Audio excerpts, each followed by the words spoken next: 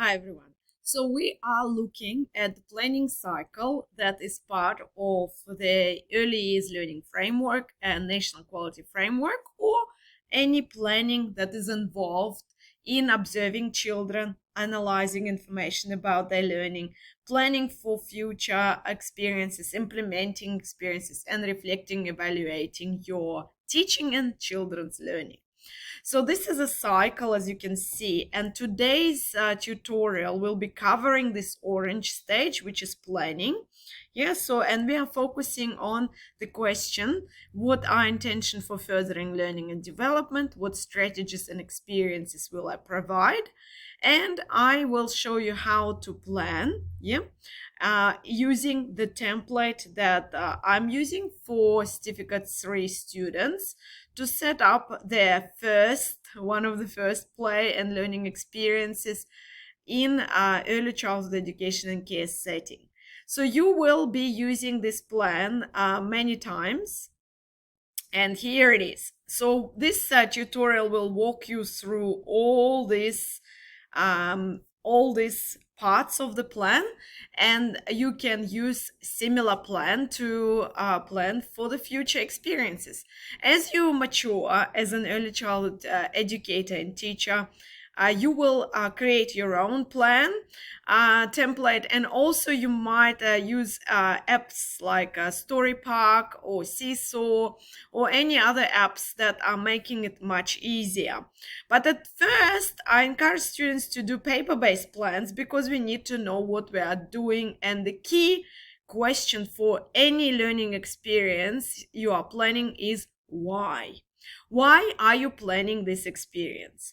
So usually it is based on previous observations. So for example, children have been observed involved in some kind of experiences or activity, or they talked to you about something, or you observed them moving. If you are talking about especially younger babies and toddlers, you observe them being interested in some objects or events or anything, yeah, basically, and you are planning the experience to extend this learning.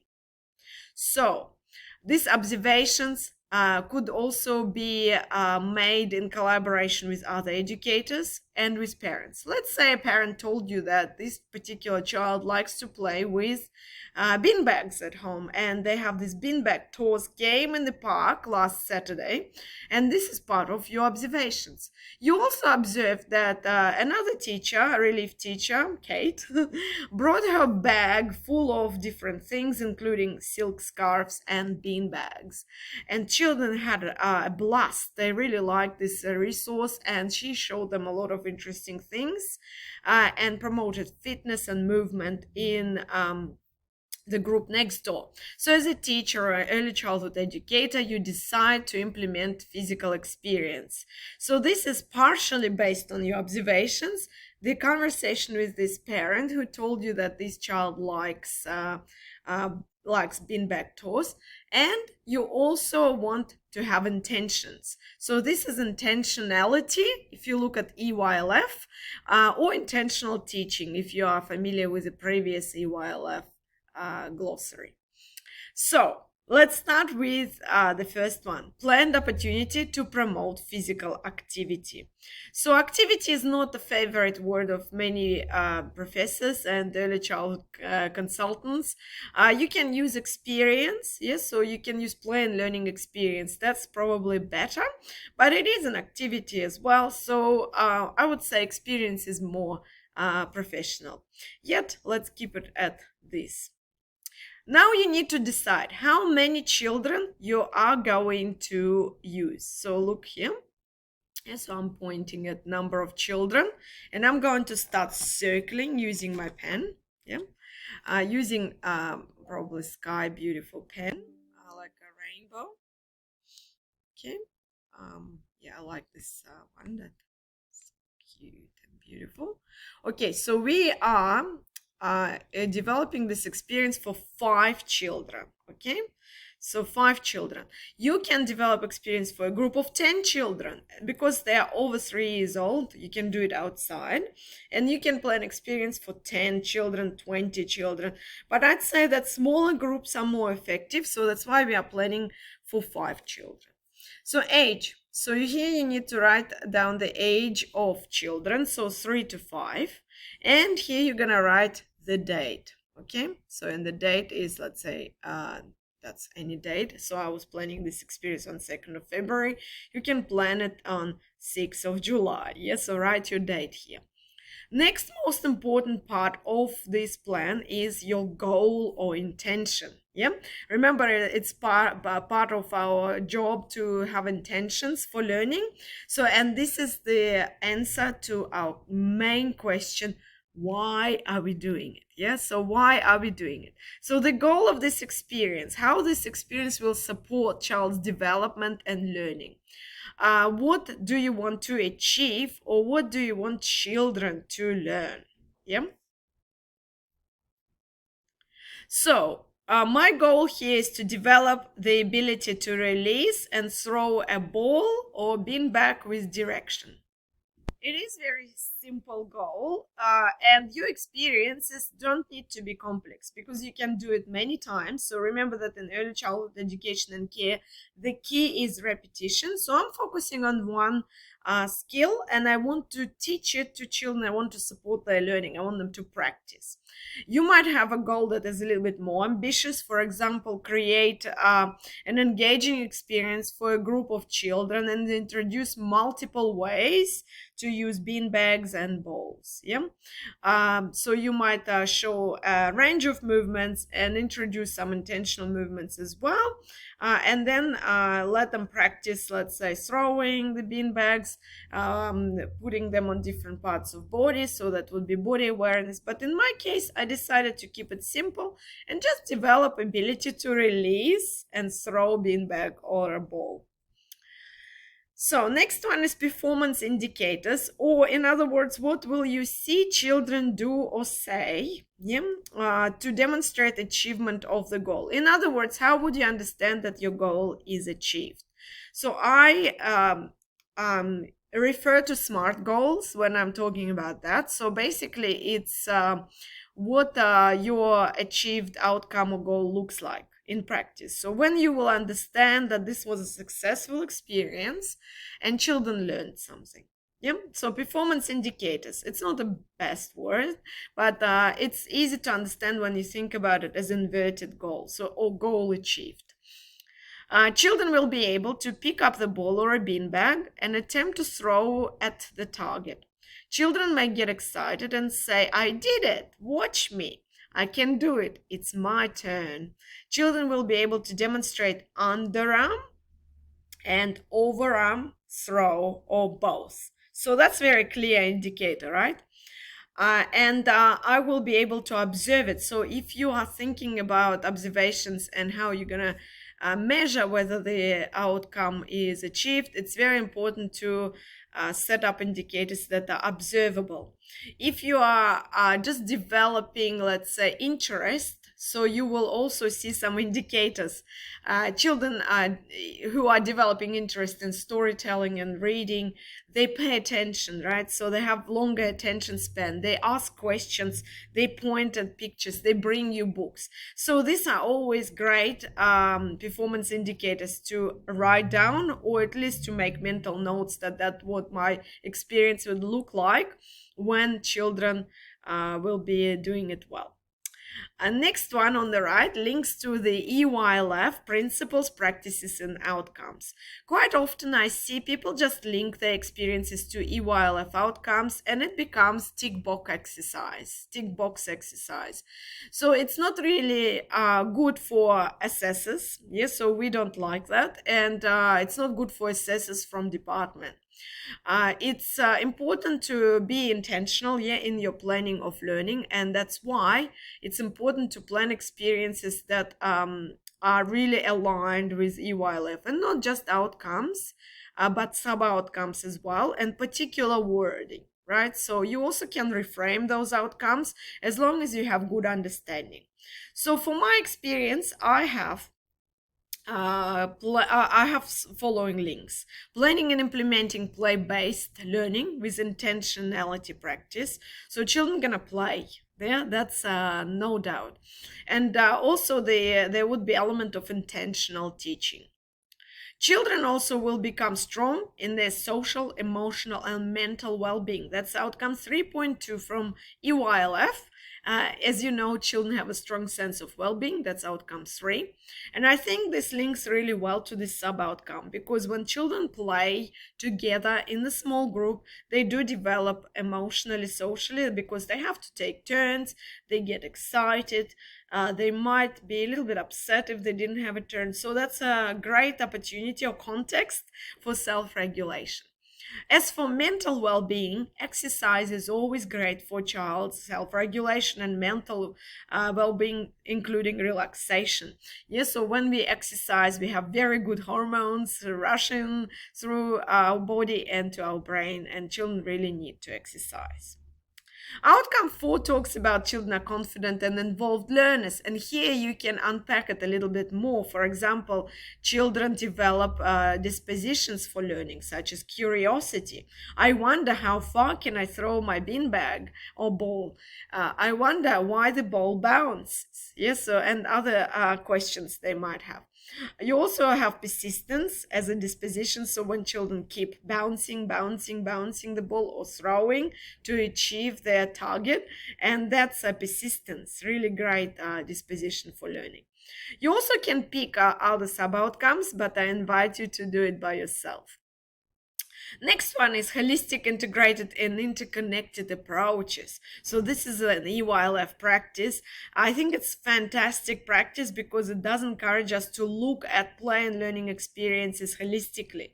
So we are teaching not just some domains of the child, not parts or areas of development. We are teaching child as human, right? So, and that's why I really like holistic approaches. So this play experience targets many domains, and let's cover them. So we have social domain, because children are participating in a group experience and share, take turns. Then we are targeting language, because they're going to be talking about their experience, they're going to listen to instructions, they're going to give instructions to each other, and they're going to negotiate their roles as well. So that's language and communication. Non-verbal children will also be able to participate through their non-verbal body language and signs. Then we have another domain that is cognitive. Yes, so that's about problem solving. What happened to this beanbag? It's got stuck. Or how do I? So that's problem solving ability. Also other wonderful things such as paying attention. Yes, so being focused. So that's part of cognitive domain. Also sequence of events to perform the action. So to throw a beanbag or ball, you need to know what to do and how to do it. So these are steps or chunks that children need to remember in order to perform this action.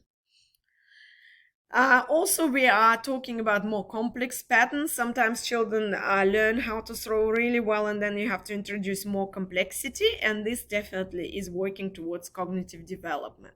So next domain is our physical domain. Of course, we are targeting physical domain here because children are developing gross motor skills. They are developing fine motor skills. And yes, you can write it down as well. And they are developing agility. They develop directionality, which means that they throw at the direction they want. They develop balance, because when you throw a beanbag, you need to position yourself in a way that is balancing your body. They develop cross body patterns as well, and they develop hand-eye coordination. So you need to look at your hand when you're throwing, and foot-eye as well, because sometimes you need to walk and like walk ahead to throw a beanbag, and you need to run as well to get it back. So lots and lots of wonderful concepts of physical development, not to mention fitness and well-being, as we mentioned. All right, so this is holistic experience. So when you ask to set up experience that is holistic, now you know what it means. We covered goals, performance indicators, links to your wildlife, and now you need to document time when this experience will happen. Yeah, where it will happen, so indoors, outdoors, and then maybe somewhere else, maybe on excursion. So my experience will happen here, outdoors. Then you need to list all the resources. So here I list all my resources. Ball, it might be just one ball to ensure that they are taking turns and there is no chaos. A bean bag as an alternative. Target, yes, so it might be a target that is drawn on the wall with chalk, or some resource that you have, let's say from the shop or from the teaching supplies, or you made it yourself, yeah, or a line that you made with sticky tape or chalk again. So it might be any kind of target here. The ball can be a soft ball made of wool, paper bound with masking tape, a bus sponge, tennis ball, yeah, or you can use bean bag. Why do I like both? Because ball is bouncy, bean bag is not, so it immediately delves into STEM or science for children, and they start to understand different properties. Yes, so that's really a wonderful extension, and just also concept introduced to children through physical experience. The line can be made from chalk, so you can draw the line so they can stand behind it, a rope or masking tape. This just helps to, I would say, group control, right? So to ensure that you are setting the expectations and the rules. And the outdoor area should be a suitable size for this group of children, free from hazards, and also do not disturb other children if possible. Most early childhood centers do have these kind of areas, so don't you worry. Next one is transition strategy. How are you going to invite children to participate in this experience? How will you transition children to the next experience or routine? How would you maybe wrap it up? So for example, at the beginning, you can start with warm-ups. At the end, you can finish with relaxation and calming down exercise, especially if you have to go and wash their hands and sit down to have lunch. I will invite children to participate by saying, who would like to try something new and exciting? I have a ball play set up for you. Or I have, look what I've got, and pull out some beanbag out of a magic bag that I usually bring. Or it could be anything simple as modeling. So you can start practicing and then children will join you. So this is luring them into experience, yeah? And that's really one of the best ways. Now, description of the experience. This is where a lot of students get stuck. But it's not so hard. Look at this. It's just the beginning, what you're gonna do at the beginning, what children will be required to do, and how will you complete or conclude the experience, right? So here you go. What will you do at the beginning? So I will prepare the area, obviously, to check for any hazards. In most centers, we have early childhood education and care checklists, so safety checklist that is developed for outdoor area. You also can do a visible check quickly, looking for any hazards, any tripping hazards, or whether the weather is safe. So is it windy? Is it sunny? So if it's sunny, you need to put hats on and sunscreen on. If it's windy, obviously watch out if it's a good time to do this experience. So draw a row of targets on a walk with chalk, and draw a line to mark where children will need to stand. Sometimes I use baskets if I'm in a new center, or buckets. So it depends on what you have available. But if you are in the same center, so you know what you have, so set it up the way you want it. But line is a good idea because it does organize children. Otherwise, it's usually is a little bit messy and chaotic from my experience. So the line should be a short distance from the target to start with, because children are young and they need a little bit of support. So we need to definitely help them through this experience to start where they can be successful. So it's very important to start with instructions here. So I will ask children to stand behind each other and avoid pushing. I will ask them to throw a ball as hard as they can at the target. Yes, so and or as best as they can. The child then runs to retrieve the ball, returns to the line, and then the next child is throwing, and then obviously it goes like this. It's not gonna be smooth, but you know, 3 to 5 years old children, as long as you set expectations and no one is hurt. So, and these are the expectations we do set usually, especially with parachute. I noticed in bean bags and any kind of water play, you need to set these expectations at the beginning, and then you need to reinforce it through positive phrasing. For example, bean bags are for throwing at targets, not people, or keep your hands to yourself, or gentle hands, um, or if you throw it, this fight might end up in a neighbor's yard and we will lose the bag. So yeah, this kind of positive reinforcement and redirections are important part of the experience. You can actually write them down as strategies as well. I know that at diploma level, students are usually required to write quite detailed plans for their learning portfolio. So yeah, go for it. How will you complete the experience? I will watch children for children interest, and if they seem to be tired or lost the interest engagement, and I will invite them to help me to pack up the balls, bean bags, and ropes if I set them up, or if they still are interested, I will stay there and supervise until the experience is over in a way that they need to move to another area. If we have to finish it because it's time to go and eat, so then I will transition them by asking one by one and invite them to wash their hands. Okay? So now, next part is on the right, discussion about how bodies work and importance of physical activity for people's health and well-being.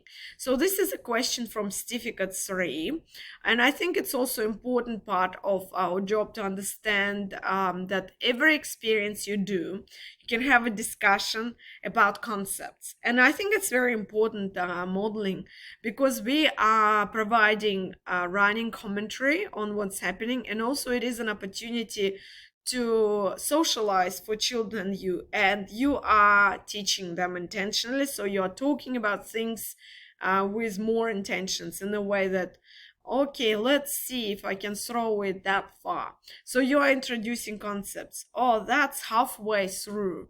Well, I didn't hit the target, but, and then you talk about concepts related to that. So I will model throwing by commenting on what I do. So running commentary is very important part of our job.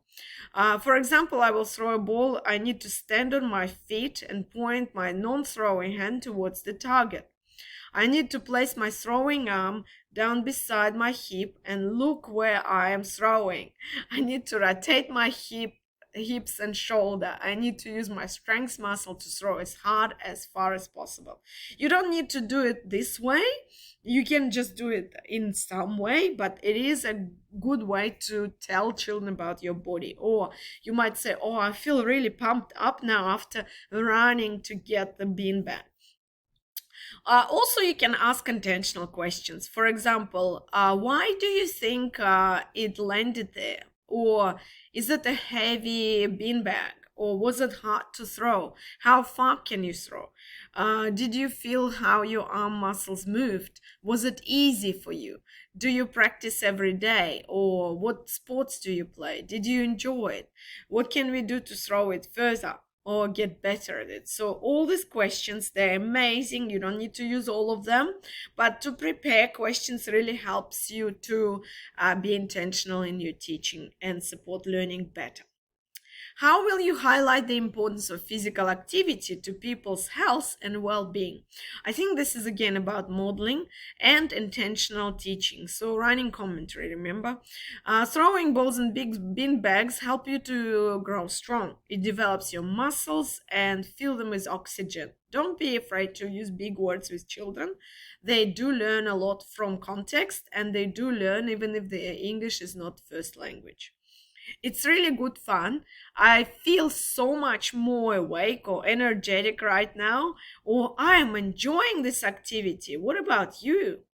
Or I love bean bags. They help me to warm up and feel much more flexible. So, whatever you say, it should highlight the importance of exercising, running, throwing, playing with others, playing sports, etc. And the last part of the experience is reflection. How did you go? What did you think children have learned? What did they say? So here is my suggestion here. I think it was an amazing experience, as all children ran towards the bean bags and wanted to have a turn. Some children found it easy, and I had to increase the distance from the target. One child asked me to hold a hula hoop and attempted to throw through it. That's a real experience that happened just a few weeks ago. I enjoyed the experience as children seemed to learn so much about hands dominance. They started to try throwing with their right arm, then left arm, and then both. A child T said, I like throwing at targets, it's hard. It was a little difficult to supervise children as they all tried to throw bean bags at once. So next time you can just use one bean bag, remember, and take turns. Although this might be also quite difficult because they find it very difficult to wait for their turns because of impulse control. Yeah, but nevertheless, any experience is great learning experience for us as well. Even if it wasn't successful, it's a reason to reflect. Yeah, so, and I also encourage you to use in your reflection reflective models, which I'm talking about as well, such as Sean model of reflection, Brookfield model of reflection, or simple model of reflection that is called what, so what, now what. Yes, so for example, what did you observe children do? Did they enjoy the experience? What about you? How did you feel? So what? What does it mean? Does it mean that beanbags should be part of everyday experience? If it's so much fun, look around. Do you need to introduce more physical experiences and be more intentional and engaged? Should you talk to other educators to introduce hula hoops or scarves, or introduce other interesting fitness equipment and model how to use it? And last step of this reflection is now what? Yes, so, and that's your next step. So this is your plan. You used it for obviously organizing the experience. You implemented and reflected upon it. Quite often the next step is to do it again, right? So, and then you will use the same template or even simplified template to organize a play space, take more pictures, and then observe children again, and then write down what you observed, and then evaluate and reflect on it, right? So I hope this makes sense and helps you to create interesting plans, especially targeting physical experiences and fitness and well-being, and be intentional in your teaching. Let me know if you want to have more videos like that to support you in your study or in your work as an early childhood educator. Bye for now.